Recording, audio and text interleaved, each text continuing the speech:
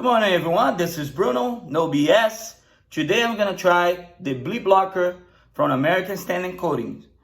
Bleed blocker, aka primer. The function of the bleed blocker is to prevent the asphalt to bleed through the silicone, okay? Silicone and asphalt is mortal enemies. So it's not much as the purpose of it having adhesion to the substrate. It's more towards, prevent the oils from the asphalt to bleed through the silicone and turn the silicone brown. What's the main reason why the silicone is white? To cool down the temperature inside.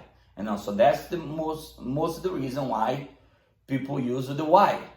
Okay, it's kind of like if you have a car and the car is white, you're gonna be using less AC. But if the car is black, you're gonna have to blow the AC very strong because it's gonna be very hot inside your car. So same thing, it's kind of the same principles when it comes to this, the white. And that's the reason that single plies, like TPO and PVC is white. You can have different colors, don't get me wrong, but white will be the best to conserve electricity, and therefore, you got to think about, if you have a warehouse like Amazon, they're not like us that pay $200, $300 monthly. We're talking about thousands and thousands and thousands and thousands of dollars every year. So if they can save those thousands and thousands and thousands of dollars, that's a lot of money to be saved in 10 years. So it's always good for them to have a wide material on top of the roof, okay? I'm gonna put close to it so you can see the color. All right, can you see? Look. And it's a water base, it's acrylic. All right, it will dry up in 2 hours.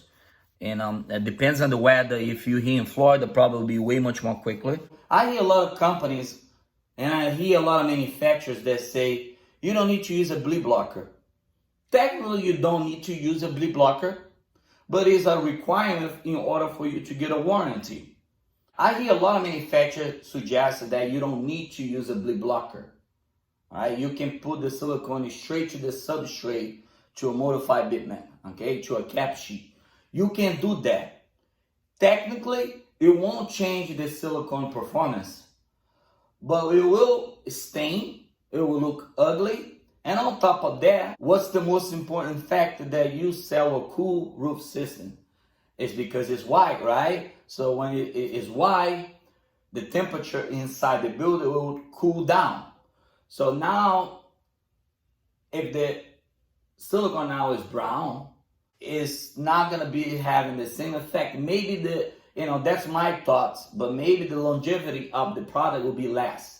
I might be wrong because I'm not a scientist, but this is how I feel. I never like to skip any steps. So if I need to use a bleed blocker, use a bleed blocker. Don't try to be cheap with your customers because you're gonna end up losing your customer, okay? Bleed blocker is very easy, one pass, all right? Acrylic, water-based product, very easy to play with, okay? It dries very quickly.